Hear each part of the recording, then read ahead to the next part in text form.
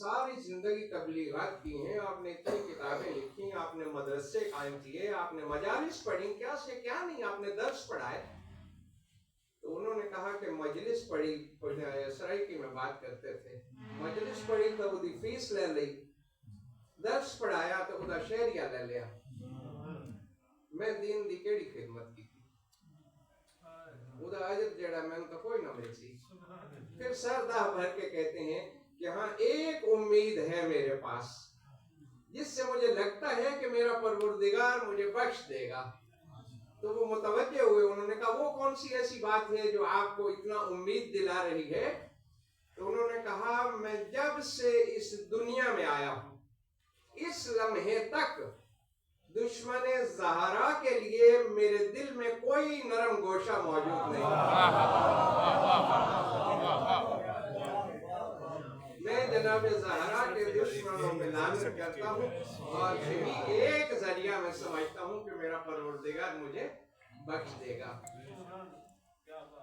मैं अर्ज तो कर रहा था कि बागी अस्करी के हदिया करने लगे थे, वक्त के इमाम की बारगाह में 4 मिसरे हदिया करने का दिल था आपकी वसातत से, लेकिन इस पैगर को देख के अब सराइकी की भी बात हुई है तो जश्न को जश्न करके सुनिएगा। 1-2 बातें बस आपकी खिदमत में अर्ज करनी है। अब्बास भाई जान की मेहरबानी है, वो मुझे मौका देते हैं आपकी ज़ियारत का। मेरे बुजुर्गान तशरीफ फरमा हैं, सब बच्चे अहले इल्म नौजवान जिस महफिल मजलिस में होते हैं और जिसमें बच्चे होते हैं वो मजलिस में बड़े इत्मीनान के साथ पढ़ता हूँ।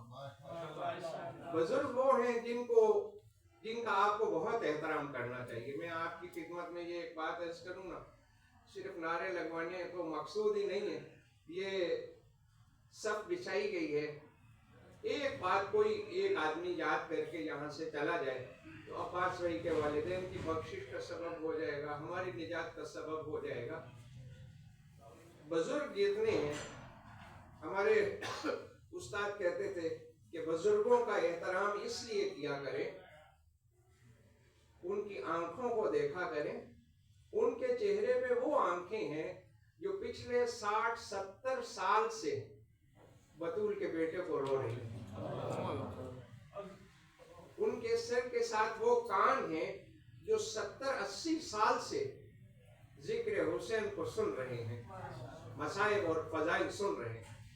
वो हमसे बहुत अफजल हैं। छोटों का एहतराम इसलिए किया करें कि ये हमसे उम्र में छोटे हैं, इन्होंने अभी हमसे कम गुनाह किए। एक दूसरे का एहतराम मोमिन को करना चाहिए। आजकल जो रविश है, जबान इतनी तेज हो चुकी है, किसी को बुरा भला कहना अपनी फतह समझी जाती है। किसी को नीचा दिखाना ये है कि मैं बहुत ताकतवर हूँ और दूसरा कमजोर है। जिसके मकतब के आप पैरोकार हैं ना, आसमानी विलायत के छठे ताजदार इरशाद फरमाते हैं, सलवात भेजिए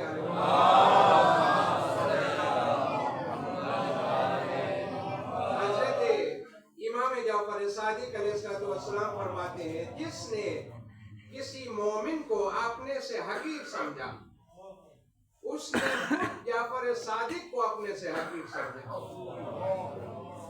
ये बातें मजलिस में इसलिए नहीं की जाती महफिल में मिलाद में कि फिर आइंदा कोई दावत नहीं देगा। मुझे तो आप दावत नहीं देते, मैं फिर भी आके पढ़ देता हूँ, इसलिए मुझे आपकी दावत का लालच होता नहीं है। तो इसलिए कोई एक आध बात मैं ऐसी आपकी खिदमत में अर्ज कर देता हूँ। सारे एक दफा जो है ये बैनर देखिए जिसपे या अबुल फजल अब्बास लिखा हुआ है, कि बहुत खूबसूरत किसी ने 4 मिसरे सराइकी में कहे थे कि पिदर दी मोहब्बत दा अक्कास बन रहा है। तवज्जो फरमाइशो, पिदर दी मोहब्बत दा अक्कास बन रहा है, तो सिपियां गुले में वो अलमास बन रहा है। पिदर दी मोहब्बत दा अक्कास बन रहा है, तो सिपियां गुले में वो अलमास बन रहा है। तो यूसुफ दे वीरां दा डरिया होया है। बेदर्दी मोहब्बत दा अक्कास बन रहा है, तो सिपियां गुले में वो अलमास बन रहा है।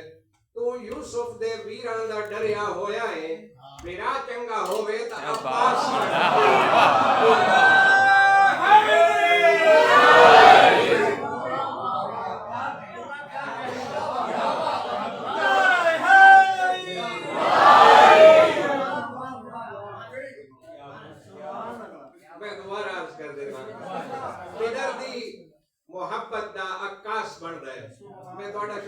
بولدا رہا پنجابی میں گل بڑی گھٹ کرے نا بولدا ہی نا تو سن لیا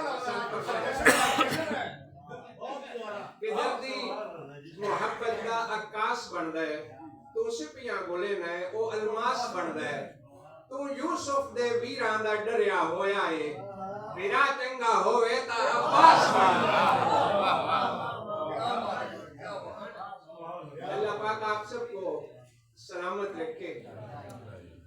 گفتگو کا آغاز کرتے ہیں 4 مصرے مولا معظمہ کی بارگاہ میں ہدیہ کرتے ہیں. نرجس کے لال کی آمد ہے اور سبحان اللہ کیسی آمد ہے کہ اگر ایک شعر کے اوپر آج کے جشن کو ختم کر دیا جائے کہ مولا کی عظمت کے بارے میں اگر فقط اتنا کہہ دیا جائے کہ اور اس سے بڑھ کے قدر آدمی کی کیا ہوگی اور اس سے بڑھ کے قدر آدمی کی کیا ہوگی رکی ہوئی ہے قیامت ایک آدمی کے لیے رکی ہوئی ہے قیامت ایک آدمی کے لیے. اے باغ عسکری کے مقدس ترین پھول ہماری عقیدتوں کا محور اور مرکز اور خدا کا جتنا شکر ادا کریں کہ اللہ نے ہمیں منتظرین امام زمان میں رکھا ہے اس فہرست میں آپ کا نام ہے. قائم آل محمد بلندر صلوات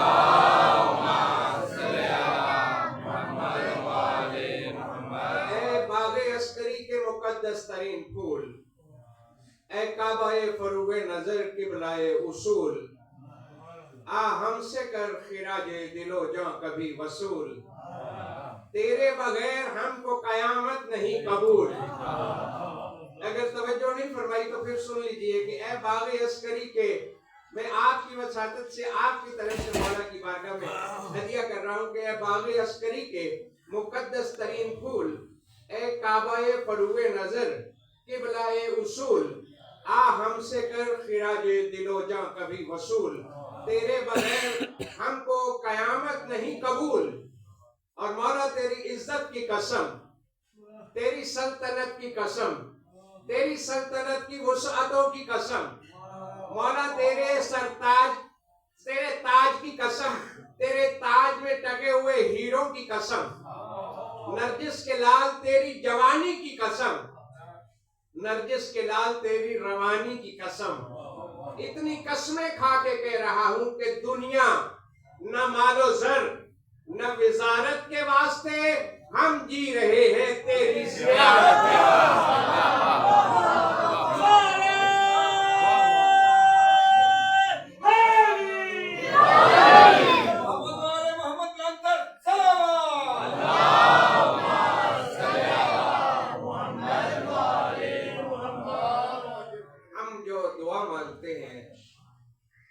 اس دعا میں یہی کہتے ہیں کہ آپ کے ظہور میں اتنی تاخیر کیوں ہے ہماری آنکھیں منتظر ہیں ساری رات یہ آپ نے جاگ کے گزرنے والی رات جو ہے اور کتنے خوش قسمت ہیں آپ لوگ. معصوم فرماتے ہیں کہ اللہ جس کی زندگی میں نیمہ شعبان کو بھیج دیتا ہے اس سے بڑھ کے خوش قسمت اس زمانے میں کوئی نہیں ہے.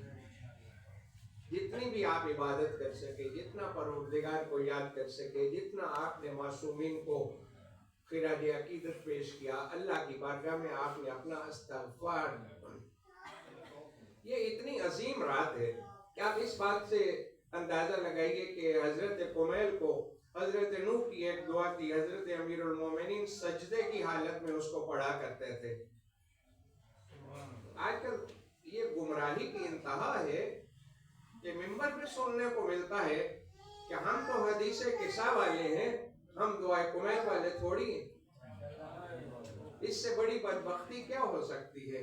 حضرت نوح کی دعا پاک امیر المومنین سجدے کی حالت میں پڑھتے تھے اور پھر حضرت قمیل سے اتنی محبت تھی قمیل کو کہتے ہیں کہ میں تمہیں ایک دعا تعلیم نہ کر دوں تو ہاتھ باندھ کے کہتے ہیں مولا اس سے بڑا انعام میرے لیے کیا ہو سکتا ہے. وہ دعا جو وہاں سے چلی تھی امام نے جناب قمیل کو اللہ آپ کو حضرت قمیل کے روضے پہ اس دعا کو پڑھنے کا لطف ہی اور ہے. آپ کو اللہ کے ساتھ وہ موقع عطا فرمائے. یہاں سے جو زائر جاتے ہیں نا وہاں پہ کھانے پہ لڑتے رہتے ہیں بہت کم لوگوں کو پتا ہوتا ہے کہ ہم کہاں آئے، کیوں آئے، کیا لینے کے لیے آئے. خیر الگ ٹاپک ہے، بات کہیں اور نہ چلی جائے. میں آپ کی خدمت میں یہ عرض کروں، کہا کمیل ایسا کرنا کہ اس دعا کو ہر شب جمعہ پڑھ لیا کرو.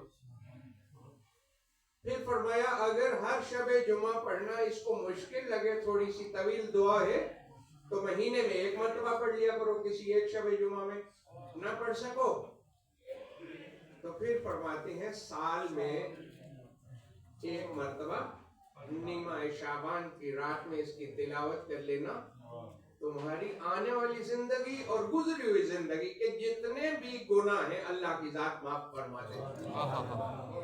اتنی عظیم اور خوش قسمت لوگ ہوں گے جنہوں نے گزرنے والی رات میں دعائے کمیل کی بھی تلاوت کی ہوگی. پھر حضرت کمیل نے، ان لوگوں کا حق بنتا تھا کہ معصومین ان کو ہدیہ کریں. ہمارا المیہ یہ ہے، میں پہلے بھی عرض کر چکا ہوں کہ ہم نیک دکھنا چاہتے ہیں، نظر آنا چاہتے ہیں. میں چاہتا ہوں آپ سب کہیں، میرے بچے مجھے کہیں کہ ہمارے مولوی صاحب بڑے نیک ہیں، لیکن مولوی صاحب نیک بننا نہیں چاہتے. ہم سارے ایسے ہی ہیں کہ میں اچھا عزادار نظر آؤں، مجھے اچھا عزادار بننے کی ضرورت نہیں ہے.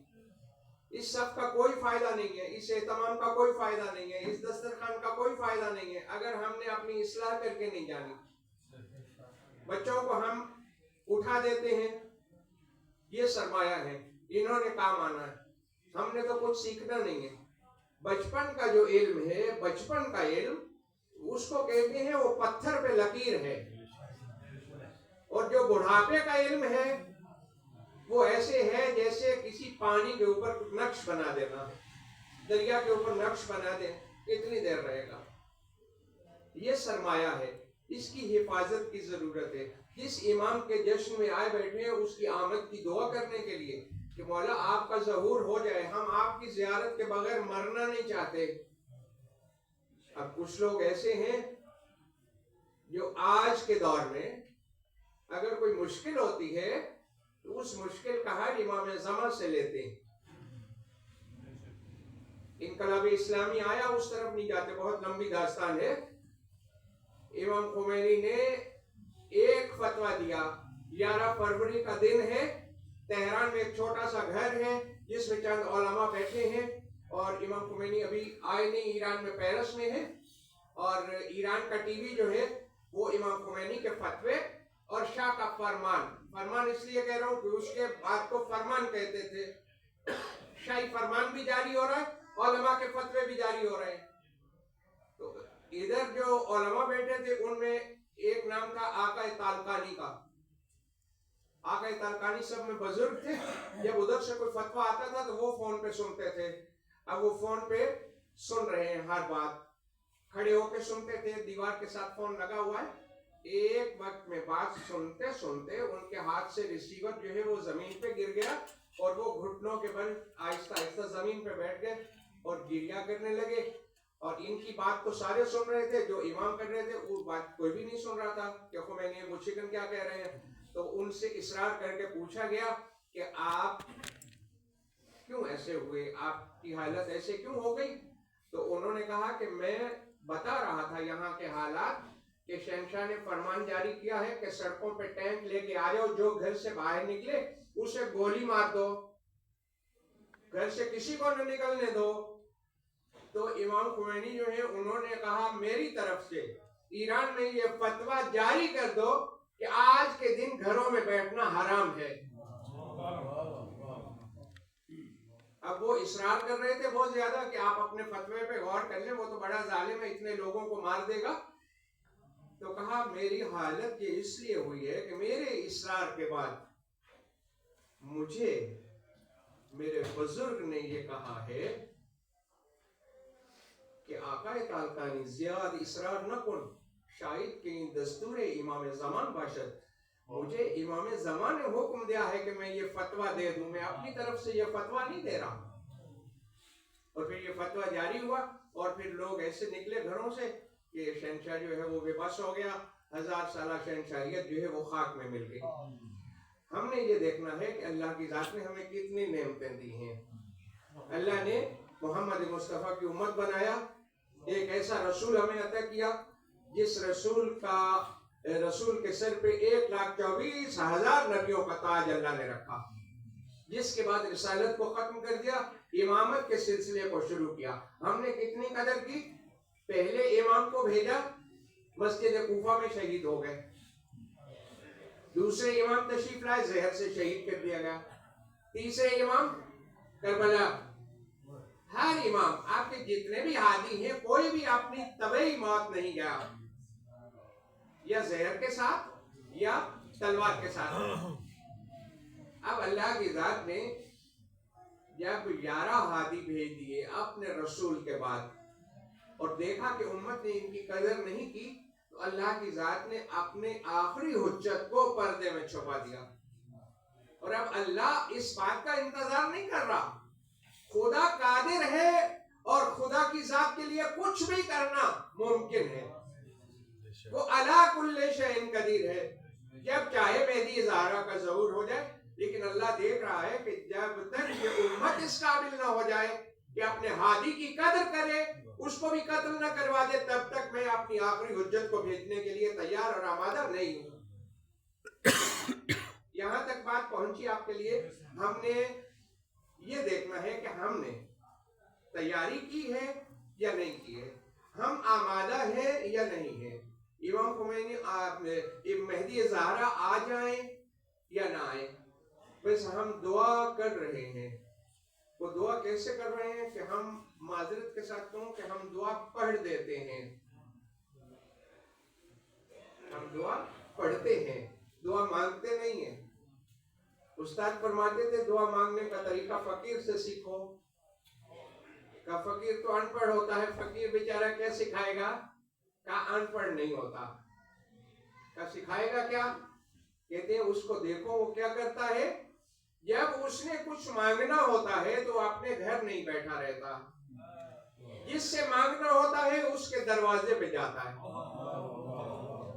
پھر دیکھتا ہے کہ جس کے دروازے پہ آیا ہوں اس کو کون کون سی چیز پسند ہے، دیکھتا ہے اس کو اولاد پسند ہے، پھر کہتا ہے کہ آپ شاہ صاحب ہیں، آپ اتنے اچھے ہیں، آپ خان صاحب ہیں، آپ چودھری صاحب ہیں، آپ اپنی اولاد کا صدقہ دے دو۔ مال پسند ہے، اپنے مال کا صدقہ دے دو۔ کہا جب مانگنا ہے تو جس سے مانگ رہے ہو اس کے دروازے پہ جانا پڑے گا۔ بڑی خوبصورت بات کسی نے کی، دنیاوی بات ہے کہ مسجد میں آپ کا اتنا آنا جانا کم از کم ہونا چاہیے کہ جب آپ مسجد میں تشریف لے آئے تو ایک پنکھا چلانے کے لیے آپ کو پورے بورڈ کے بٹن نیچے نہ کرنے پڑے، آپ کو اتنا پتا ہو کہ اس پنکھے کا بٹن یہ ہے مسجد میں، اتنا تو مسجد میں اللہ کے پاس آنا جانا رکھیے نا۔ ہم نے جو آمادہ اپنے آپ کو کرنا ہے، خود کو بھی آمادہ کرنا ہے اور اپنی اولاد کی تربیت کرنی ہے۔ یہ جو بچے ہمارے لیے بالکل بیکار ہیں نا، یہ تو چھوٹے ہیں، ان کا ہم نے کیا کرنا ہے؟ ایک بزرگ عالم، بزرگ ترین شخصیت آیت اللہ العظمیٰ، کسی محفل میں ان کو دعوت دی، وہ تشریف لے آئے، پھر ان کے پڑھنے کا وقت آیا، پہلے وہ بیٹھے تھے دیکھ رہے تھے سب کچھ کیا ہو رہا ہے، تو جیسے میرے یہ سارے چاند بیٹھے ہیں اس طرح بچے آگے بیٹھے تھے، تو وہ جو انتظامیہ کے لوگ تھے وہ آگئے جلدی سے اور انہیں کہا کہ آپ جلدی جلدی اٹھ کے پیچھے چلے جائیے، یہاں پہ تو بڑے لوگ بیٹھیں گے، کچھ آفیسرز آئے ہیں، کچھ فوج سے آئے ہیں، کچھ فلاں سے آئے ہیں، کچھ فلاں جگہ سے آئے ہیں۔ ان کو اٹھا دیا اور ان کو میرے سامنے بیٹھا دیا۔ میں جب ممبر پہ بیٹھا تو سب سے پہلے انہوں نے بات کیا کی، انہوں نے کہا کہ اگر آپ افسر ہوں گے تو اپنے گھر ہوں گے، یہ تو صف اس کی ہے جو خاک پہ بیٹھنے والوں کا دوست ہے۔ یہاں کیسا پروٹوکول اور کیسی بات، آپ بیٹھے ہی غلط جگہ پہ ہیں، یہ تو بچوں کی جگہ ہے اور آپ آ کے بیٹھ کے ان کو اٹھا کے آپ غصبی جگہ پہ بیٹھے ہیں۔ اتنے شرمندہ ہوئے اور وہاں سے اٹھ کے پیچھے چلے گئے۔ کہتے ہیں اس کا نتیجہ کیا نکلا کہ وہ بچے آئے اور اپنی جگہ پہ بیٹھ کے، اور جتنی دیر میں خطاب کرتا رہا وہ ایسے میری طرف اشارے کر کر کے تو میرے ہاتھ چومتے رہے اور مجھے بور سے آپ نے بھیجتے رہے، اپنی محبت کا اظہار کرتے رہے کہ آپ نے محفل میں ہمیں کتنی عزت دی ہے۔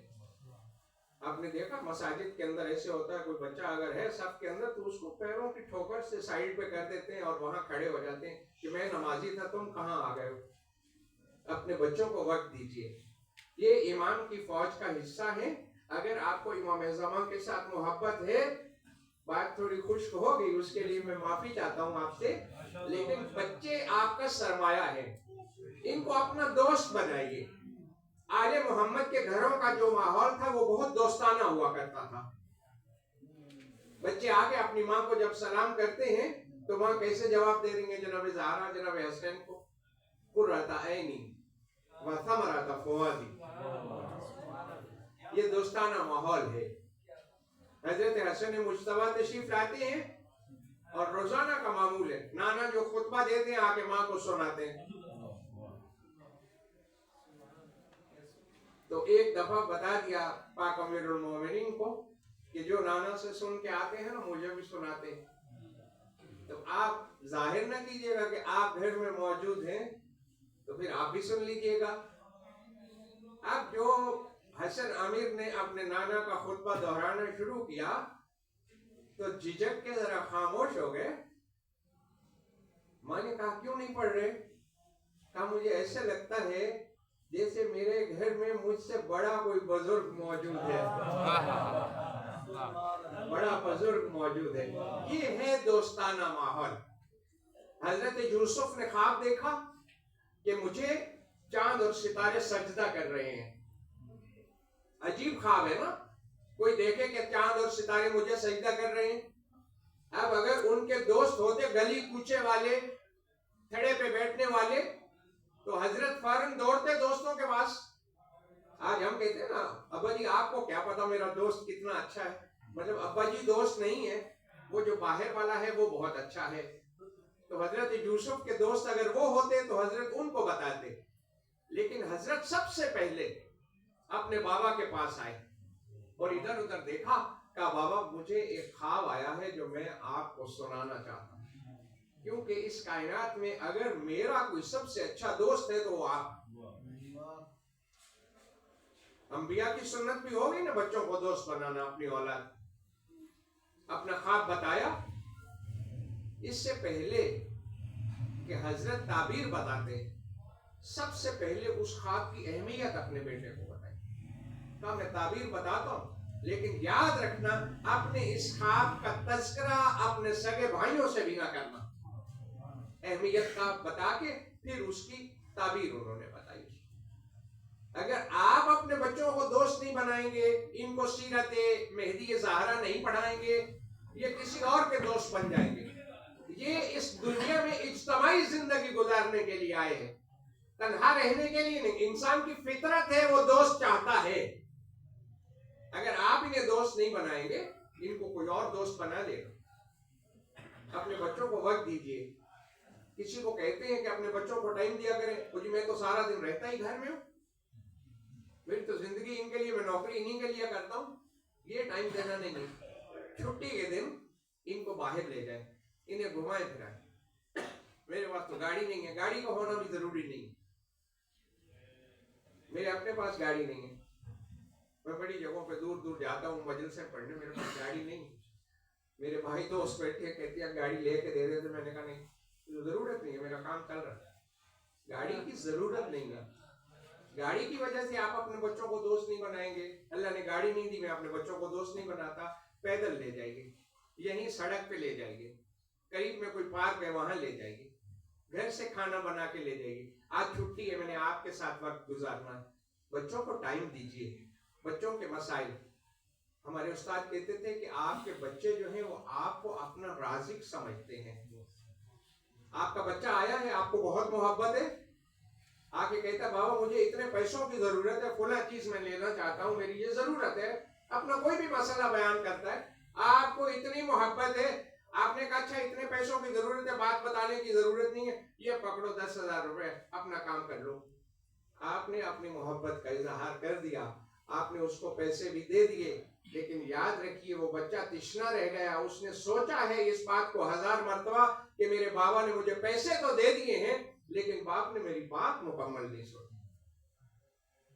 میرے بابا نے بات نہیں سنی. آپ اس کو پیسے نہیں دے سکتے، آپ کے پاس پیسے نہیں ہیں، آپ کا بچہ آیا ہے، بابا بات کرنی ہے، گود میں بٹھائیے، اپنے ساتھ بٹھائیے، اس کا بوسہ لیجیے، بیٹا بتاؤ، وہ ساری بات بتائے گا، آپ غور سے سنیں اس کا مسئلہ، اور سننے کے بعد اس کو بتائیں کہ بیٹا آج کل تھوڑے سے حالات ایسے ہیں، آپ کی بات بالکل صحیح ہے، میں تمہیں ضرور لے دوں گا اور یہ پیسے بھی دوں گا، لیکن آپ نا تھوڑا سا صبر کر لیں، 2-4 دن نکال لیں۔ وہ بچہ پیسے نہ لے کے اتنا خوش ہے کہ میرے باپ نے میری بات توجہ سے سنی۔ ایک سکات آل محمد کی بات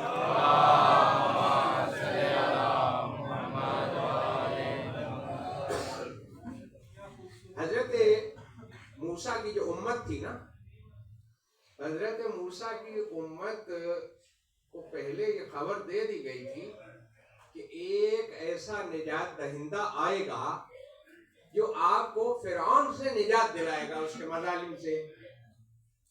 اور وہ قوم بڑی خوش تھی کہ ایک نجات دہندہ آئے گا۔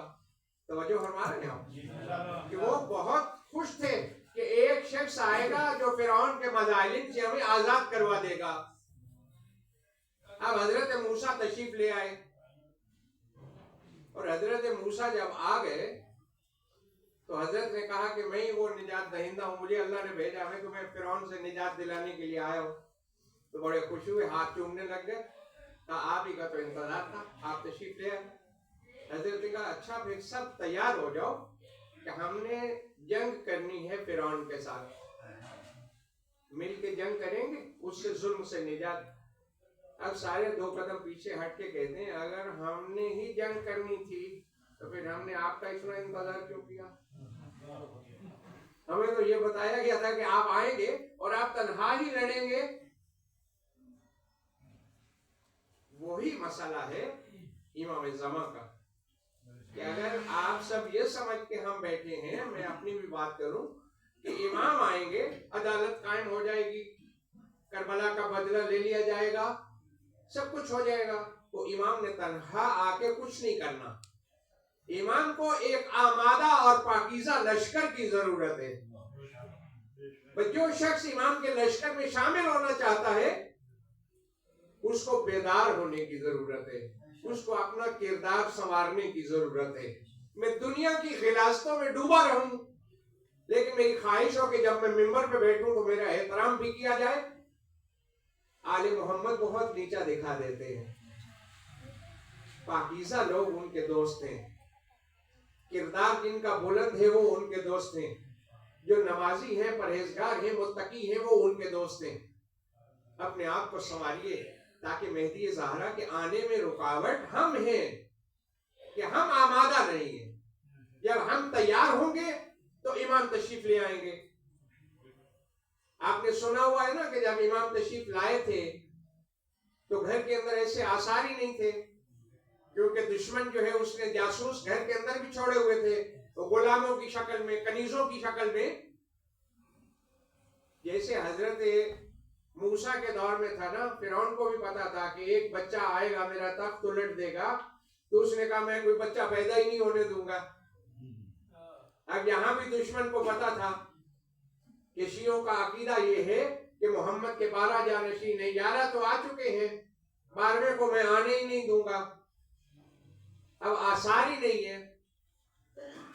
جب جناب حکیمہ خاتون کو بلایا اور انہوں نے پوچھا حضرت امام حسن عسکری علیہ السلام سے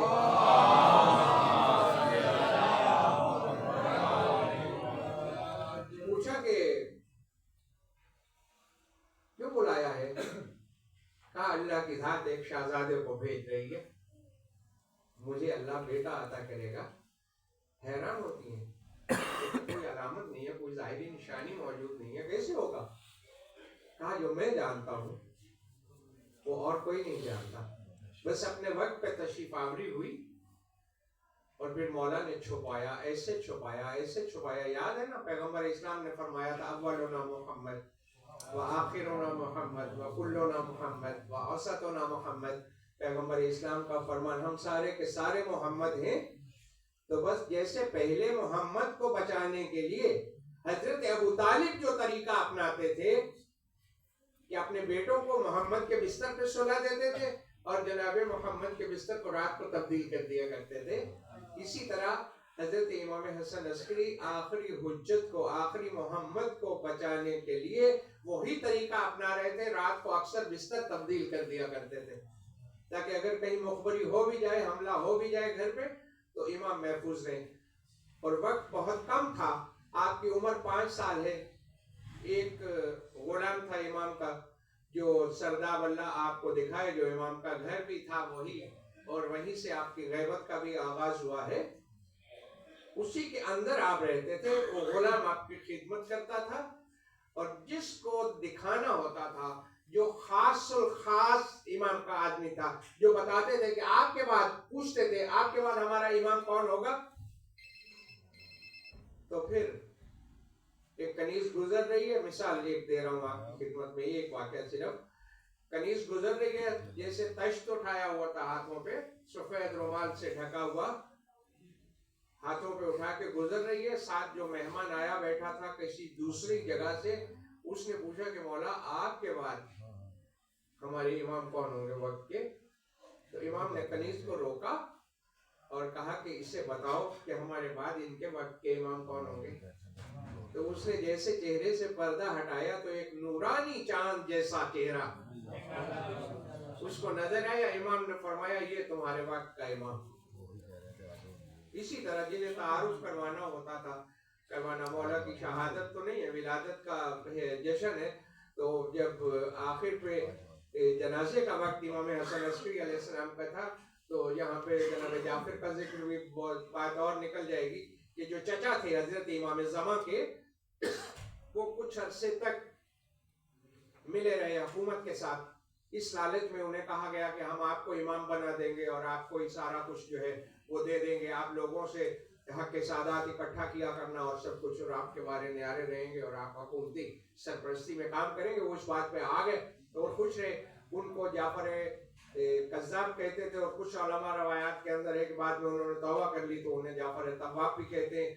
تو ان کو کہا کہ تم نے جنازہ پڑھانا ہے اور لوگوں میں مشہور ہو جائے گا، کیونکہ ان کا عقیدہ یہ ہے کہ معصوم کا جنازہ معصوم پڑھاتا ہے، تو تم جنازہ پڑھانے کے لیے آماد ہو جاؤ۔ اب صفِ عزا موجود ہے، جنازہ تیار ہو رہا ہے، اور جب جنازہ تیار ہو گیا تو بلایا جعفر کو کہ آپ آئیے اور جنازہ پڑھائیے۔ آپ آئے اور مصلی پہ کھڑے ہو گئے جنازہ پڑھانے کے لیے، ابھی تکبیر نہیں کہی تھی، تو اللہ آپ کو وہ گھر بھی دکھائے۔ اس گھر کا دروازہ کھلا اور ایک 5 سال کا بچہ، شہزادہ، جس کو پہلے کسی نے نہیں دیکھا تھا، تیز قدم اٹھاتا ہوا آ کے جناب جعفر کی ابا میں ہاتھ رکھ کے کھینچ کے کہتا ہے چچا یہ آپ کا مقام نہیں ہے، معصوم کا جنازہ معصوم پڑھاتا ہے، میں پڑھاؤں گا، اپنے بابا کا جنازہ میں پڑھاؤں گا۔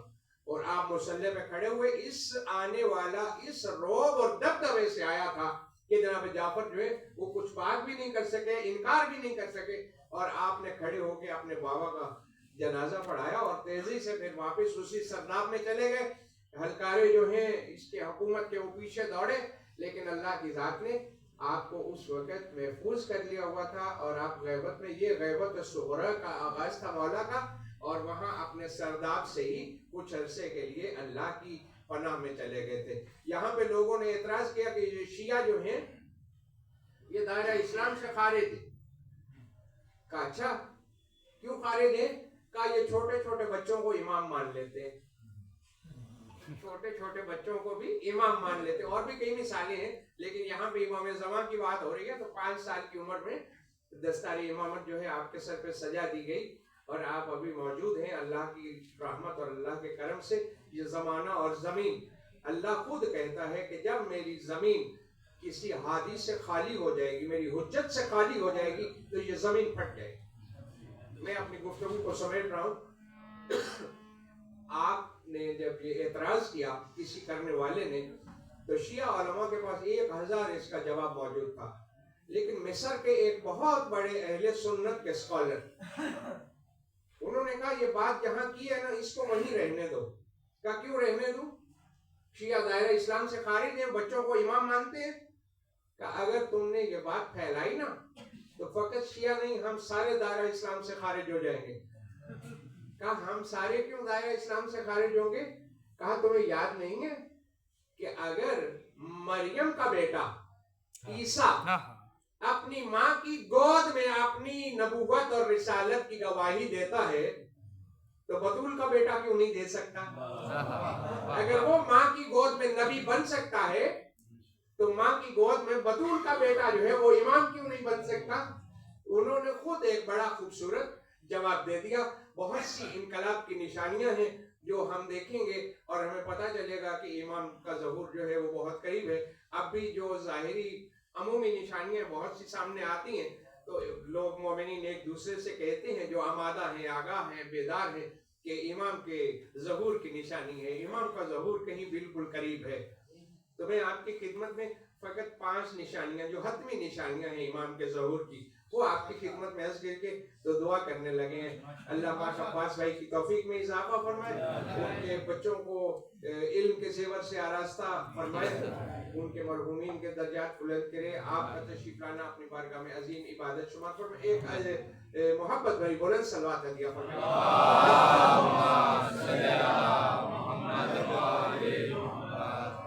یہاں پہ بہت ساری علامتیں ہیں. یہ اب ساری مجلس میں بہت ساری باتیں ہو گئی ہوں گی، آپ ساری باتیں بھول جائیے گا، لیکن میں آئندہ جب حاضر ہوں گا یہ بچے اب بات نہیں کریں، آپ سب میری بات سنو. اور میں جب آئندہ کسی مجلس میں آؤں گا آپ کے پاس تو جتنے بچے یہ سامنے بیٹھے ہیں آپ سے میں 5 علامتیں جو سنوں گا کہ امام کے ظہور کی حتمی 5 علامتیں کیا ہیں. ٹھیک ہے؟ جو مجھے سنائے گا ایک صلوات پڑھ دے.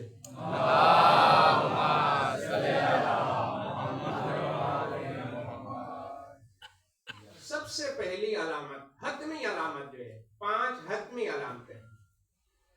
رمضان المبارک اب بھی آنے والا ہے. ایک ہی رمضان کے اندر سورج گرہن بھی لگے گا اور چاند گرہن بھی لگے گا. ایک علامت وقت کے امام کے ظہور کی حتمی علامتوں میں سے پہلی علامت یہ ہے کہ رمضان المبارک کے مہینے میں سورج گرہن بھی لگے گا، چاند گرہن بھی لگے گا. دوسری علامت جو ہے وہ یہ ہے کہ مکہ اور مدینہ کے درمیان اتنا شدید زلزلہ آئے گا کہ زمین اس انداز سے پھٹے گی کہ اس میں سے پانی ابل پڑے گا. کتنی علامتیں ہوں گی؟ 2. دوسری علامت کیا ہے؟ مدینے اور مکے کے درمیان زمین جو ہے وہاں زلزلہ آئے گا، اتنا شدید زلزلہ ہوگا کہ زمین پھٹ جائے گی اور پانی جو ہے وہ ابلنا شروع ہو جائے گا.